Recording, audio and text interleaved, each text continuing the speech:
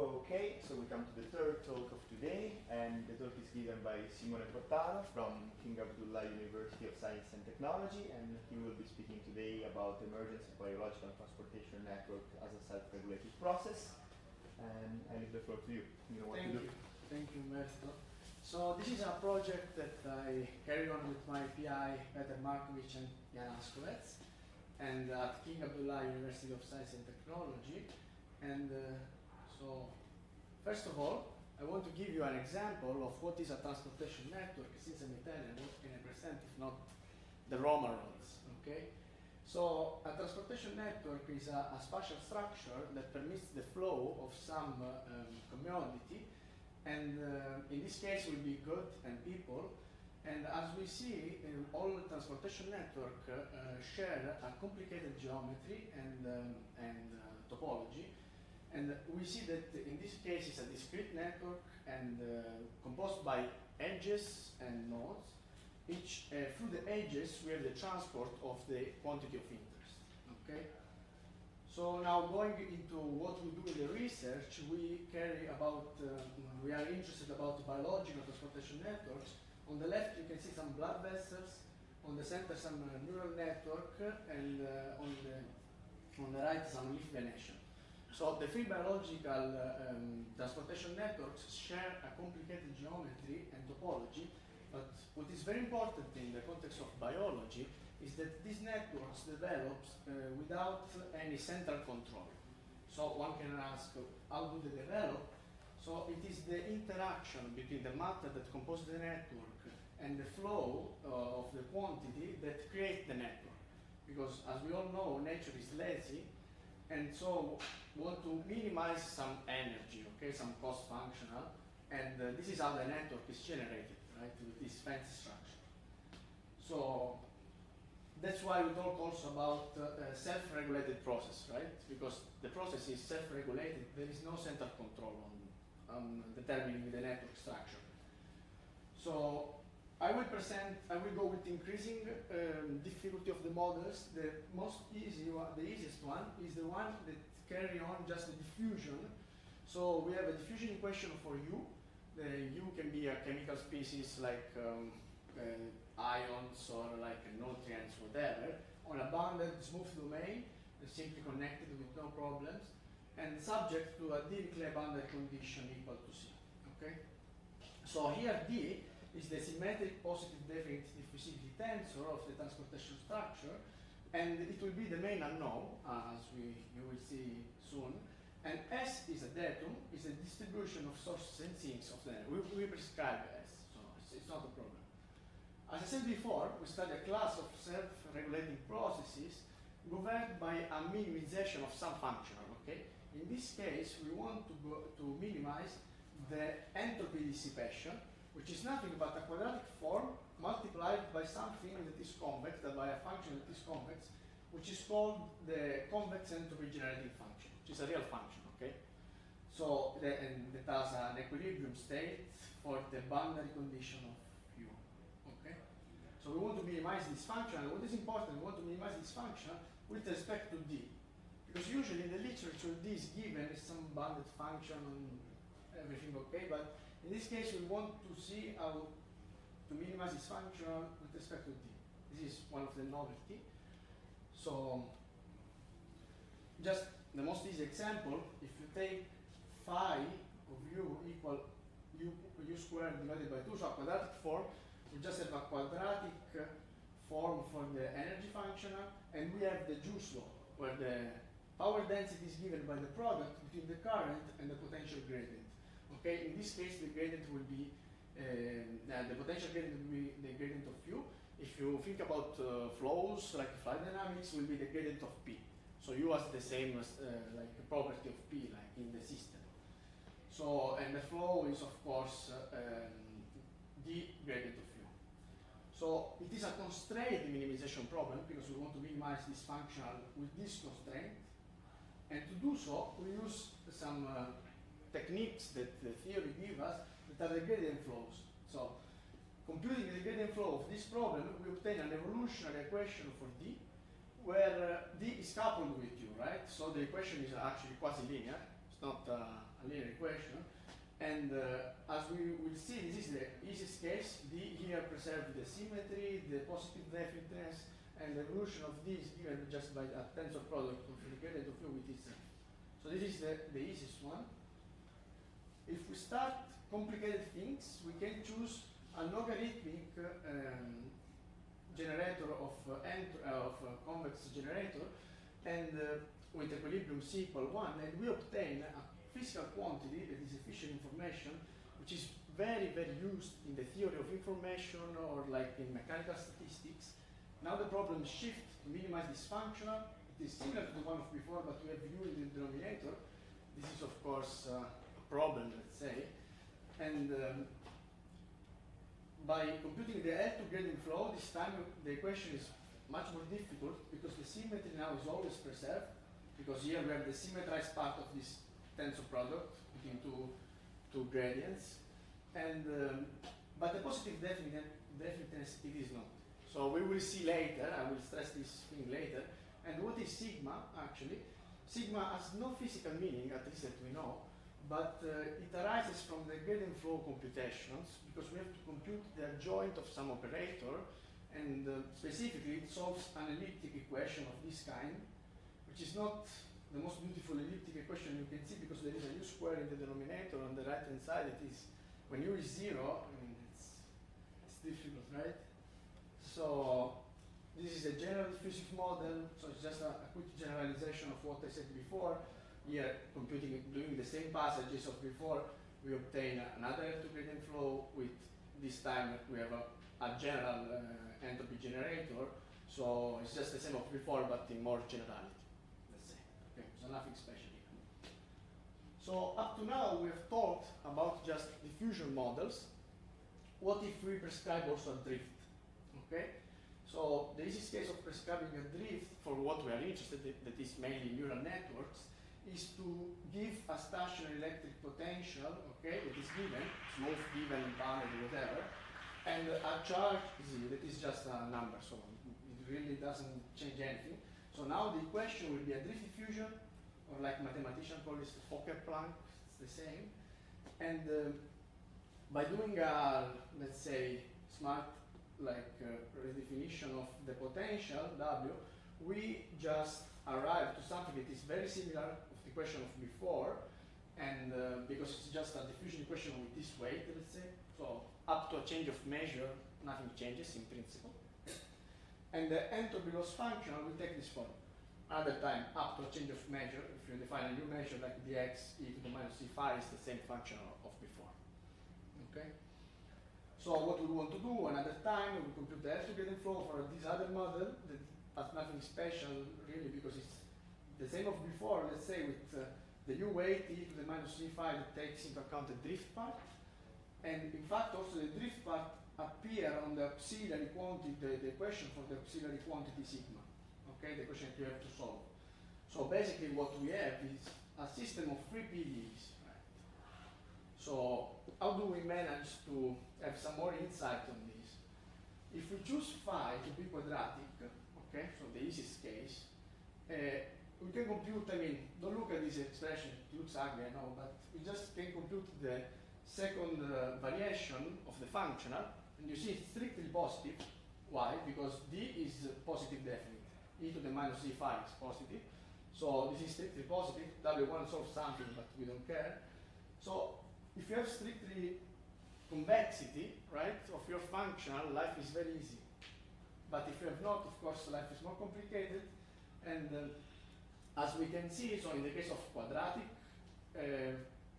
convex entropy generator, we just have this equation coupled to the drift diffusion, and the solution that is unique exists in the space of symmetric, uniformly positive definite matrices globally in time due to the standard theory, let's say, of gradient flows. Okay, I don't go deeper here, but I mean, it's with convexity, everything goes well. So in principle, if you start at time 0 with a positive, strictly positive diffusion, almost everywhere on a subset of the domain, then D remains positive for all time. Why? Because this is the right-hand side of the evolutionary equation for D is positive definite, right? So you start positive, you remain positive. basically. Okay. That's like one of the main problems that they said is that, like in the general case, okay, if phi is quadratic, like sigma will be 0, so this part disappears. But in the general case, we don't know the sign of this thing, so this will be a problem that I'll address later. And okay, the most difficult, let's say, model that I'm going to present is the one taking into account an unknown electric potential. Okay. In fact, this is the parabolic version of the Poisson-Nernst-Planck system, where the potential, electric potential, satisfies a Poisson equation. Okay, it's not given as before, so we have a coupling between the two equations. Mu will be the potential of the system. It's like the pressure, like U of before, and it is the quasi-Fermi energy level. It's a quantity defined like that physicians are passionate about, and so we can write like another time we have to find what function we want to minimize. Here we do a little bit of modeling because we take into account the Helmholtz free energy. That is this quantity, that is the sum of what? This is the Boltzmann entropy, basically, okay, up to some constants, like the Boltzmann constant and the temperature and the absolute temperature. And this is the internal energy of the system that is given by the interaction between the particles, the ions, right? Because we're talking about electricity. So this is a Dirichlet integral, so it doesn't destroy anything. And we compute the loss of the Helmholtz free energy, which is nothing but the time derivative constrained with this like two PDEs, and we obtain this expression that will be the opposite of our function. Okay, this is by definition. So taking into account the stationary case, we want to minimize like this functional with this constraint, and we will obtain the electric gradient flow evolutionary equation for D. And this time, since phi is not given, we will have two auxiliary quantities. So the system is really a nightmare, because we have 1, 2, 3, 4, and 5 PDEs that are highly coupled, one with the other. So it's not easy to solve it. It's under research, but I mean, this is what mathematics gives us, and we have to do something. So, as I said before, here I just rewrite the gradient flow. Okay. As I said before, we have no guarantee for positive definiteness of the tensor D. And we should have, right? Because I mean, this is diffusion, so it's like physical quantity should have some physical meaning, because the first part is positive definite. U is a concentration, so positive. And the second part, we don't know the sign. This is a big problem, okay? So we overcome this problem by searching on the literature, and we have seen that it is common in the context of biological network formation to make the following answers. So we write D as the sum of two tensors, right? One is the identity multiplied by some strict constant, which is the background permeability, and the other one is the tensor product between two vectors, okay? That represents the local conductance of the network. So we shift the problem from like a tensor, like a known, to a vector one, and for the vector one, we don't need that the positive definiteness, right? Because I mean, you can like construct R such that this is positive definite. Okay, so but okay, you gain something, but not for free, as in life, because like the tensor, like then the gradient flow that I didn't report here, I put a reference where to find the computations, will become much more complicated of these equations. Okay, these are already complicated, so much more complicated, but at least you solve something. Okay, so up to now I didn't talk about the really network formation, just drift and diffusion, like phenomena. But to have a real network formation, we have to include other two physical phenomena that are very important actually, and we have to equip the energy loss function also with two phenomena.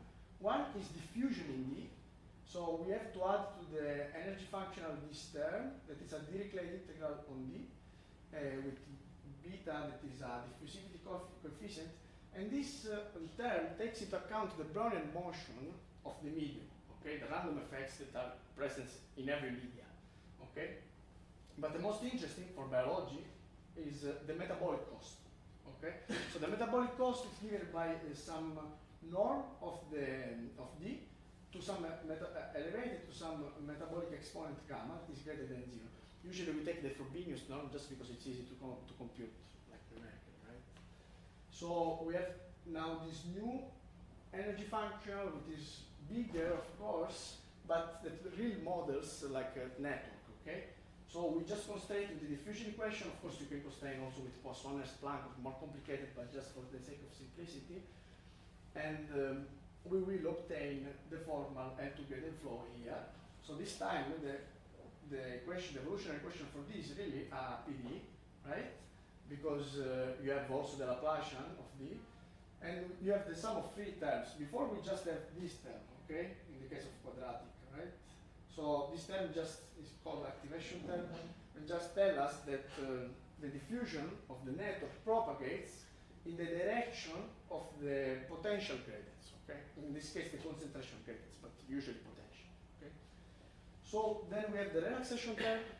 So the relaxation term is the one given by the metabolic cost, and this term is very important for the network, as we will see in the numerical simulations, because mainly is the one that gives the sparsity of the network, okay? Without this term, we don't have sparsity because it is a decay term. And then we have the random effects in the medium that creates a better growth of the pattern. Okay. So now for the regularized system, like just the diffusion equation with Ri plus D instead of D, and the equation of before, evolutionary equation for D, we have existence and uniqueness of weak solutions for gamma greater than 1. Another time, the result is based on the convexity of the energy dissipation function. So when you have convexity, life is beautiful. But in the case of gamma less than 1, okay, first of all, we lose convexity, first of all. And other thing is that here, if gamma is less than 1, this term blows up for t equals 0, right? For the norm of d equals 0. Because this term goes like gamma to the minus 1. So gamma less than 1, this term blows up, and only local in time existence of solution is possible because of the singularity of this term. Okay? So you have to fix a time to prove existence. Now, some numerical results. The numerical results, you can find here a reference that they finished the paper actually like 2 days ago, so it's very new.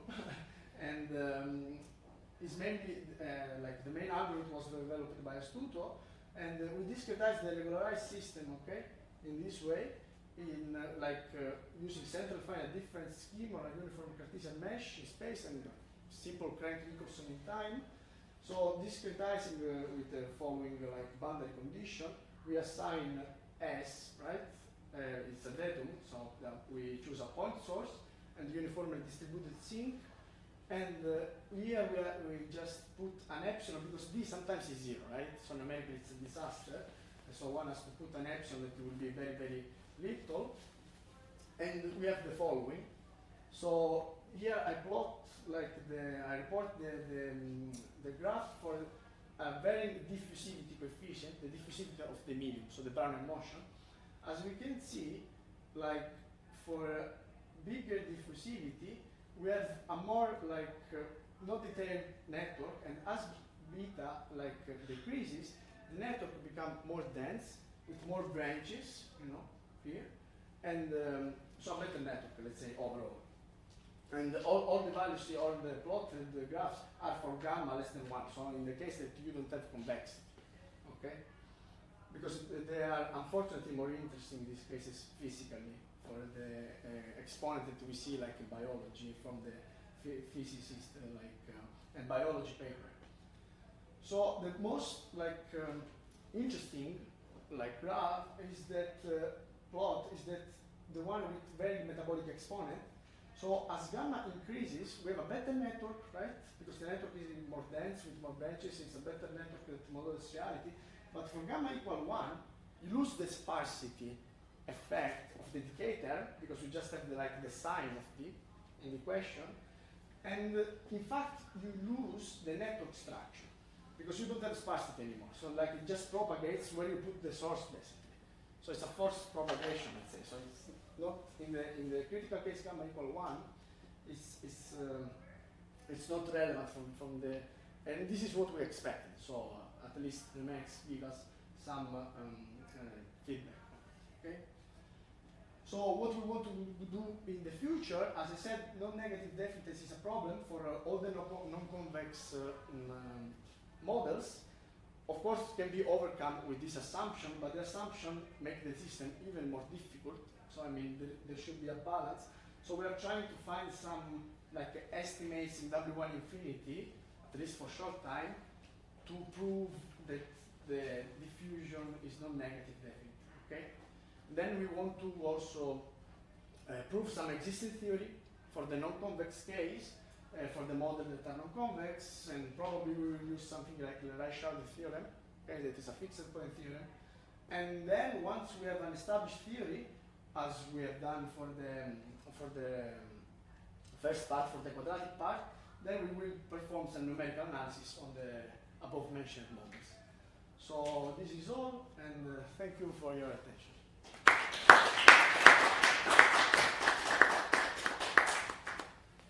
Okay, is there any question from the audience?